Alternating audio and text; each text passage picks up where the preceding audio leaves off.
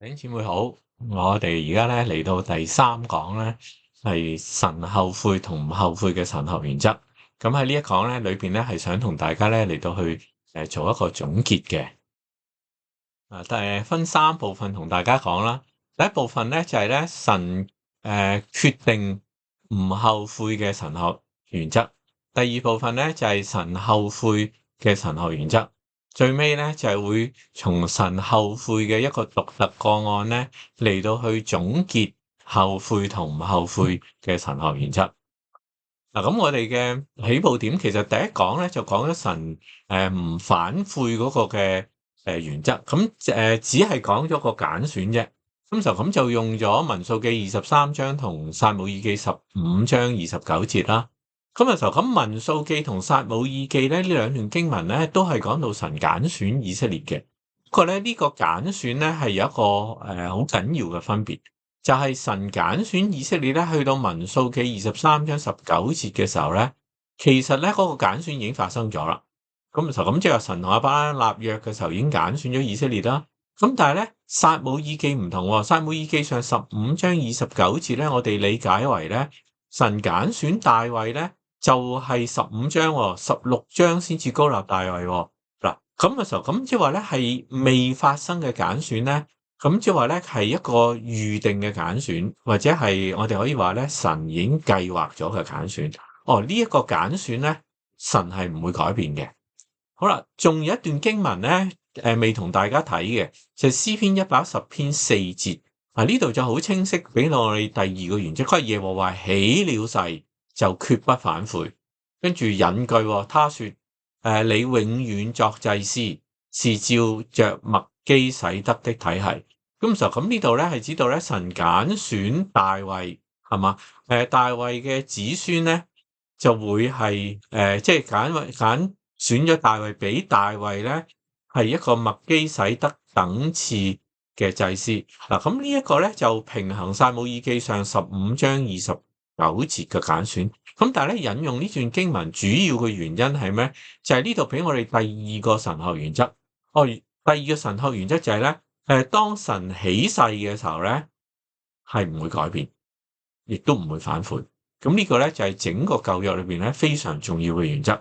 咁即係話我哋知道咧，神幾時會改變咧？睇下佢有冇起誓。如果神起誓嘅話咧，是不會改變的。好啦，另外咧就要同有幾段經文嚟到去同大家睇咧，就係講到神係唔會反悔嘅。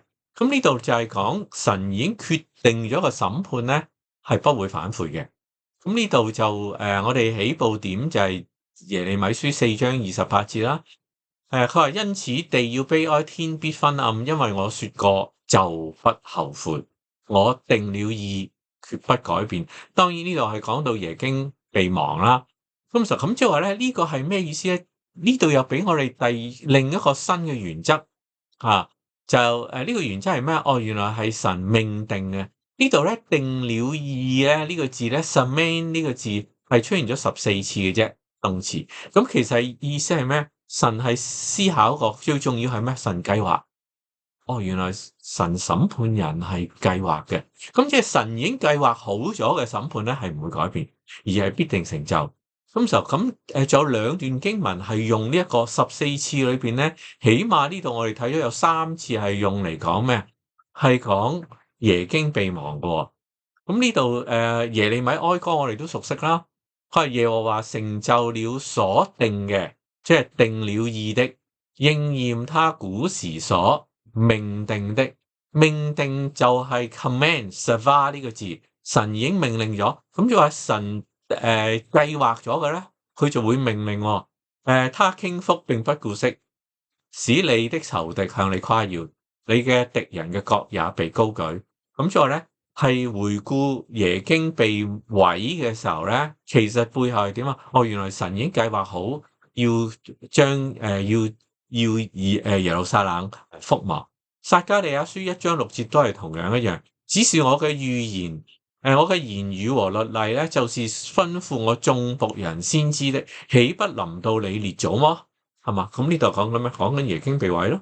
他們就回顧說：萬軍之耶和華定義呢度用翻同一個字，咁即係對於以色列人嚟講咧，喺佢哋神學上邊咧，佢哋理解到咧，如果神已經計劃好、已經決定咗嘅咧，按我們嘅動作，為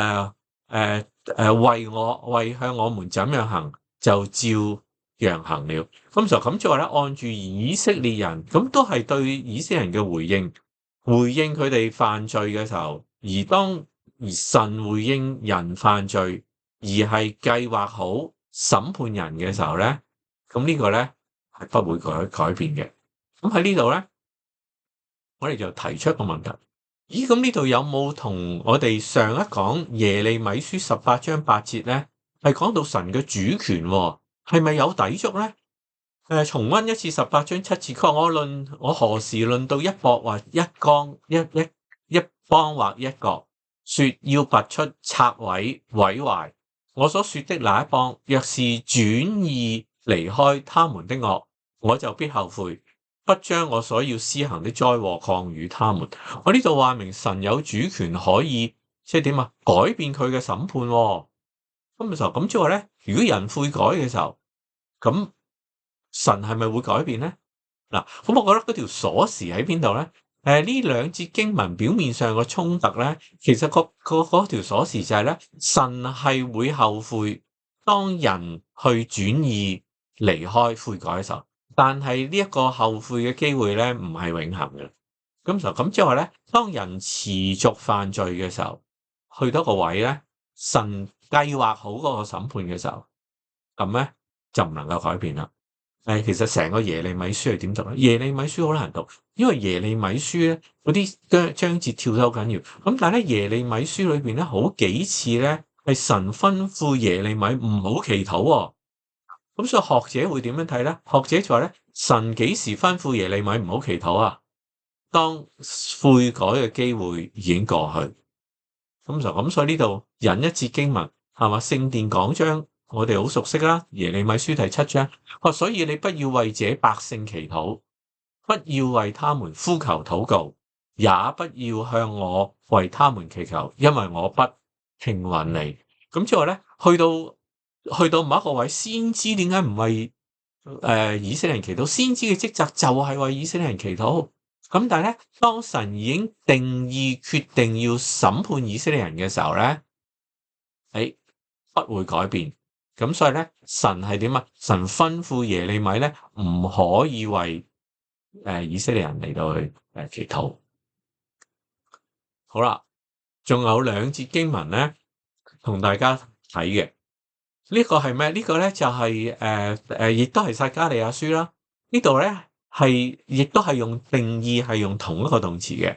咁佢話萬軍之耶和華如此說：你們列祖惹我發怒嘅時候咧，我怎樣定義降禍？神係計劃嚟到去降禍，並不後悔。咁亦都係每一次用，頭先用咗3次咧，4次呢個字都係指到咧，當神計劃要審判嘅時候咧，係唔會改變嘅。甚至乎咧，去到耶利米書51章12節，你們要豎起旗幟，攻擊巴比倫嘅城牆，並要加強防衛，設立防哨，布下埋伏。因為耶和華不但定義，也必作成攻擊巴比倫居民的話。咁即係話咧，神呢個定義審判咧，唔單止係向佢自己嘅子民，同時呢個原則適用係咩啊？適用喺列邦。咁所以呢個係咩？呢個係一個 general principle。咁即係話咧，當神定義嘅時候咧，係不會改變。神已經計劃好。咁所以我哋咧總結咧，就係咧，我哋喺睇到咧，神決不悔改，唔係悔改，決不反悔，有3個原則。第一就係神嘅揀選，第二就係當神起誓，第三咧就係當神定義計劃。諷刺嘅地方係咩咧？人可以計劃犯罪，神都可以計劃審判人。好多時候咧，神嘅審判係點啊？就嚟到去回應人嘅計劃。咁呢個係點啊？呢個豈唔係喺神嘅主權底下咩？係嘛？咁但係咧，特別嘅地方就係當神去計劃審判人嘅時候咧，呢一個嘅審判咧係不會改變嘅。好啦，第二點同大家睇咧就係神後悔嘅神學原則。呢度咧就係點咧？神後悔嘅神學原則，經文裏邊講咧，神後悔唔審判喎。原來好多時候咧，聖經裏邊講話咧，神後悔就係咧，神原本要審判改變佢主意，咁就同頭先我哋睇咧，神定義審判個原則係啱啱相反嘅，所以呢個好精彩。嗱，咁呢度咧就引兩節經文同大家睇啦。第一節經文就詩篇106篇44節，佢話然而他聽見他們哀告咧就係 Rana，呢個係咩 ringing cry 嘅意思，係喊到好犀利，呼喊極強烈嘅呼喊，咁就唔係平時求告嗰個字嚟個嘅時候咧，他眷顧他們的急難。呢度好精彩喎。呢度講佢眷顧佢嘅急難，唔係因為以色列人悔改，跟住點啊？為他們紀念他的約，照他豐盛嘅慈愛後悔。神回應人唔係因為人悔改啊！我見到人好慘，呼求神嘅時候係咩？激動咗神嘅慈愛啊，豐盛嘅慈愛啊！咁有時候點啊？呢個慈愛喺神嘅約裏邊，呢啲係神嘅子民嚟嘅，係嘛？佢哋喺度呼喊好慘好慘嘅時候咧，神都回應喎。咁所以咧，神後悔唔審判嘅第一個原因咧，就係基於神立約嘅慈愛，因為係神嘅子民。咁呢度記住，呢度就係單哀求啫，冇悔改嘅。第二段經文咧就係我哋好熟悉嘅約拿書3章10節啦。於是神察看他們嘅行為，見他們離開惡道，他就後悔。呢個咧就係符合咗耶利米書18章嘅原則咯，係嘛？當人改變嘅時候咧，神原本宣告咗話要審判嘅時候，呢度話咩？不把所說的災禍降與他們。咁之後咧，縱使係外邦人，佢悔改嘅時候咧，神都可以唔施行審判嘅。咁呢度咧就俾我哋第二個原則啦。第二個原則就正係耶利米書我哋上一講18章個原則咯，就係咧，神幾時會後悔？係回應人嘅改變。咁但係留意喎，呢個係正面同負面都得喎，係嘛？正面就係點咧？人悔改，負面係點啊？人犯罪。咁悔改就點咧？就可以令到神收回佢嘅審判。人犯罪嘅時候咧，就令到神咧收回佢嗰個祝福啦。好啦，定義審判相反，就係同神後悔唔審判啦。咁呢度咧就俾我哋咧另外一個原則啦，就係阿摩司書第7章。咁我哋都知道阿摩司書第7章咧就係見到嗰啲異象啦，蝗蟲吃盡那地嘅青物，我就對主耶和華說：求你赦免。因為雅各微弱，他怎能站立得住咧？耶和華就後悔說：這災可免了。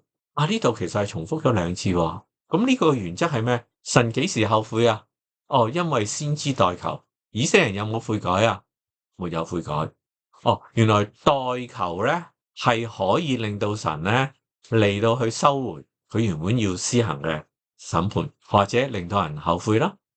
咁而點咧？再引一節經文同大家睇咧，就係約珥書。咁就係呢個亦都係先知嘅理解，非常非常重要。先知嘅職分就係點？就係為以色列人祈禱。咁即係話咧，縱使以色列人冇悔改咧，都可以因為先知嘅祈禱能夠可以讓神轉回。咁當然先知第二個職責係咩？就係要以色列人悔改啦。咁所以喺呢度咧，約珥書2章13節咧，就最能夠表達到呢個觀念啦。佢哋話：你們要撕裂心腸，即係咩啊？悔改，不要撕裂衣服。真正嘅悔改唔係外在禮儀嗰個嘅悔改，歸向耶和華，歸向就係 return， 其實就係等於悔改。因為他有咩？有恩典，有憐憫。先知嘅神學，呢個我哋第一個原則咯。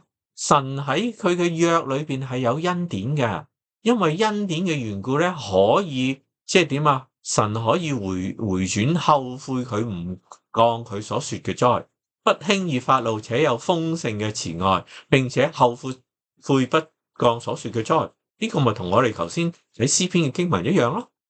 第14節非常重要，或者 Miyada，who knows？原文係他轉意後悔，留下餘福，就是留下獻給耶和華你們神的素祭奠祭也未可知。Miyada 也未可知。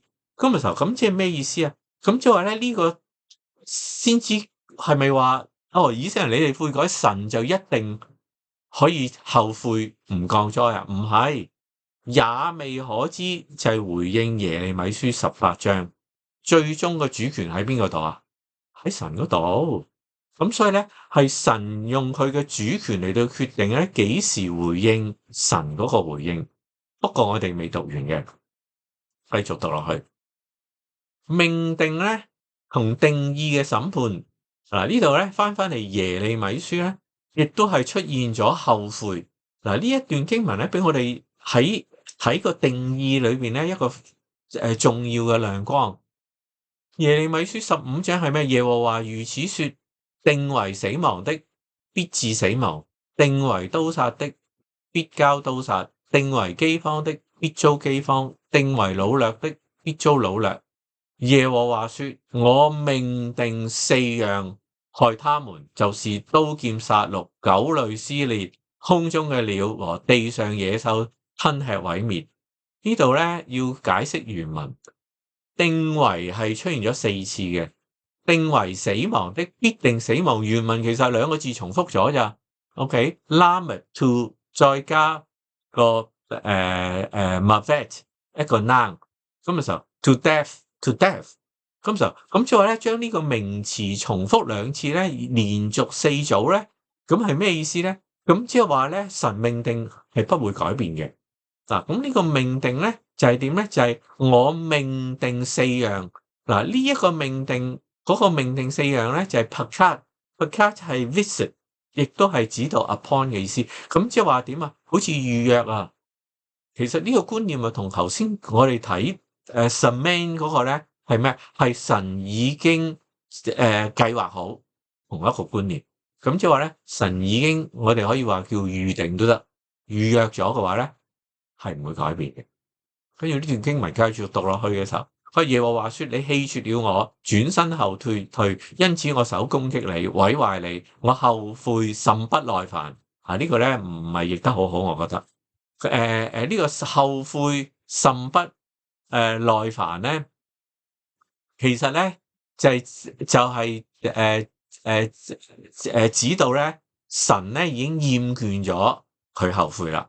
跟住呢度咧睇埋先，之後再解釋。佢咧用簸箕簸了我嘅百姓，咁嘅時候，咁呢度係咩意思啊？咁之後咧以色列人 flip flop 啊，係嘛？神審判，跟住佢就嗌救命。跟住咧，神就點咧？神就放手，即係冇咁重啦。跟住之後咧，又犯罪，就有少少似士師記，使他們喪掉兒女，我毀滅他們，他們仍不轉離所行嘅道。咁所以咧就點啊？因為咧，以色列人嗰個嘅顛覆啊，係嘛？flip flop 啊，我哋可以話。咁而點咧？而到喺神學上面解釋咧，喺耶利米書就係話咧。以色列人，神俾以色列人悔改嘅機會咧，已經錯過咗。咁即係話咧，唔係咧任何時間以色列人悔改咧，神都會回轉嘅。咁呢個咧就係話到最尾咧，其實以色列人都係唔願意悔改嘅。好啦，我哋再睇翻上文上下文先至精彩。一開始第15章1節，原來講話咩啊？耶和華對我說：縱使有摩西、撒母耳站在我面前代求，我嘅心也不顧惜。哇！呢節經文好緊要喎，係嘛？你將他們從我眼前趕出去，叫他們去吧。呢度咪記唔記得我哋頭先講話神後悔嘅原則係咩啊？後悔嘅原則就係因為神喺約裏面嘅慈愛啊嘛。第二個原則，跟住另外一個原則係咩？代求嘅原則啊嘛。原來呢個命定嘅原則咧，係推翻咗前面嗰2個原則。當神命定嘅時候咧，代求係冇用嘅，神亦都唔會施佢嘅慈愛。所以呢度咧，耶利米書係點啊？幾次出現咗啊？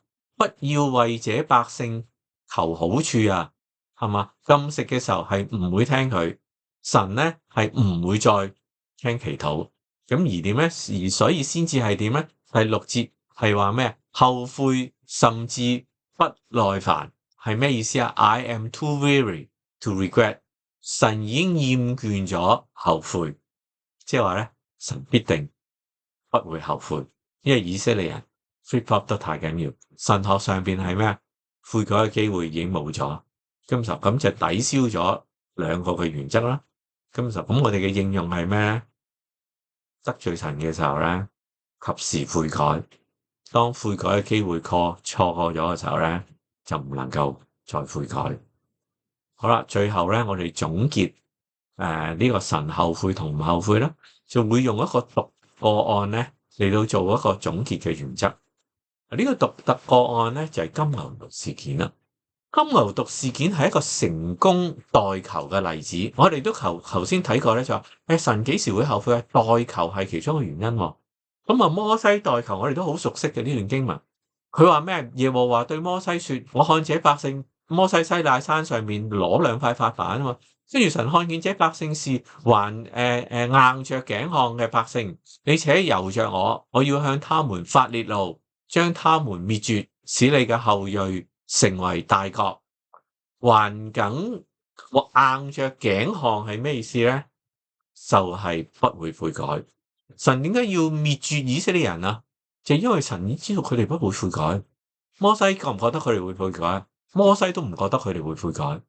咁摩西點樣回答咧？所以摩西嘅神學非常重要。摩西便祈求耶和華他的神。摩西作為一個先知，先知就係去要代求。咁摩西點樣代求咧？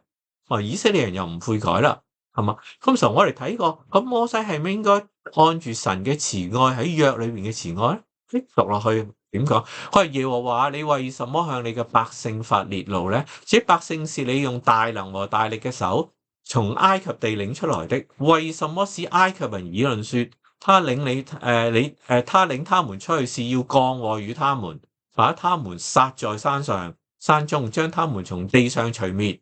求你轉意，不發烈怒，後悔，不降禍你嘅百姓。我讀到呢個時候好震撼。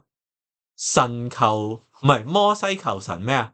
後悔，神啊，你要後悔，後悔唔降禍。摩西憑咩求神後悔啊？有咩原因？摩西有咩咁巴閉？求神後悔唔降禍，轉意，轉意係摩西先嘅，轉意有悔改嘅意思，回轉當然唔係叫神悔改，叫神改變，係嘛？跟住後悔，咁呢個係點咧？呢個就係我哋摩西代求，我哋已經知道啦，係嘛？而代求嘅內容就係令到我哋震撼啦。點解摩西求神後悔啊？因為摩西知道神係會後悔，神係可以後悔。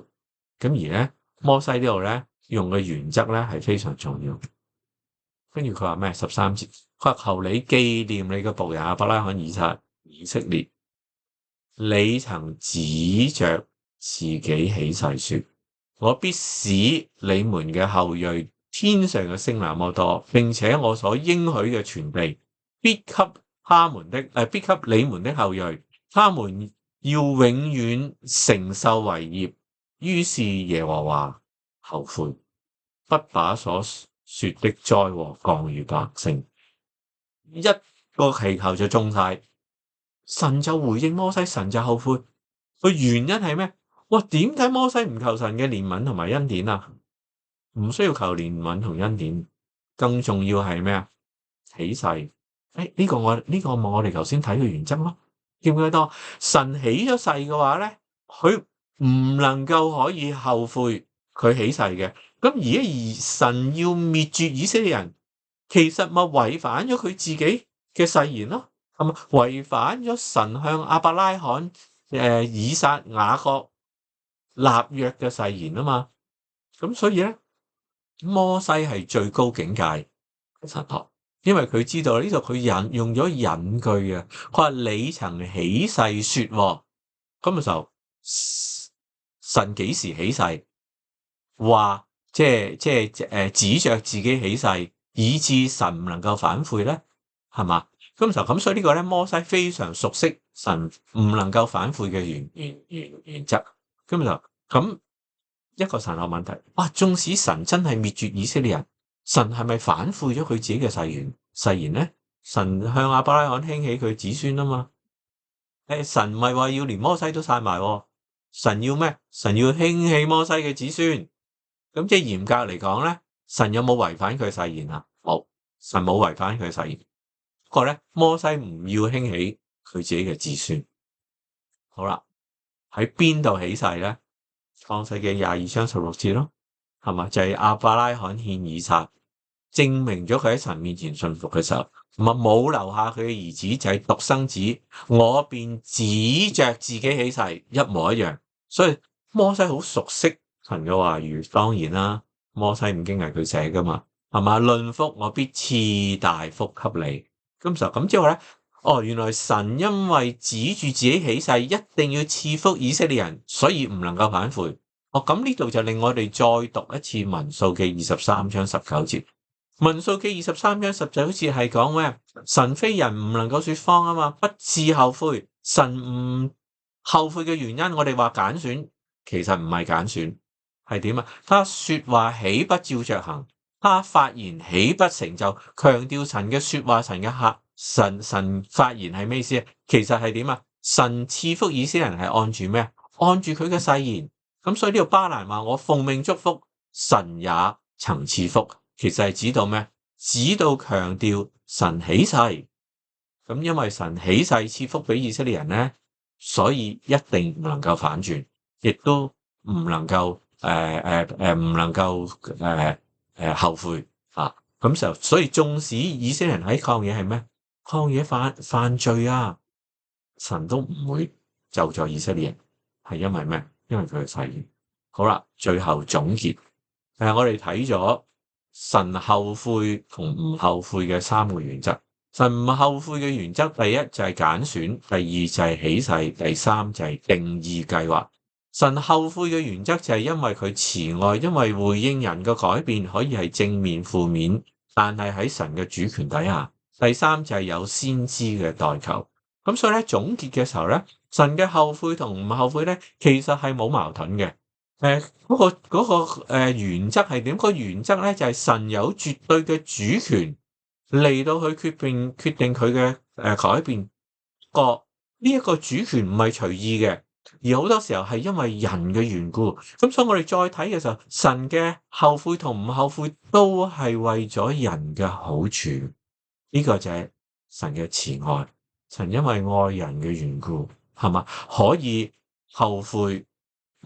即係唔降禍唔降災俾人，神可以因為立約，因為揀選，係咪？因為起誓嘅緣故，縱使以色列人犯罪，亦都唔會滅絕佢哋。咁所以咧，神係回應人。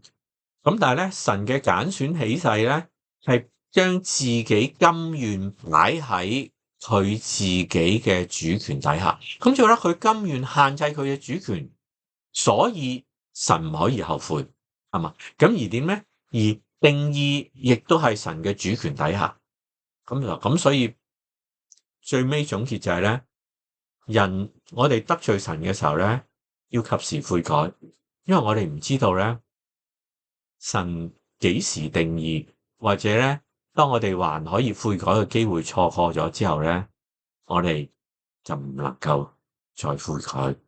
同埋咧，我哋唔可以用悔改嚟到去操控神，以為我哋悔改，神必定要赦免我哋。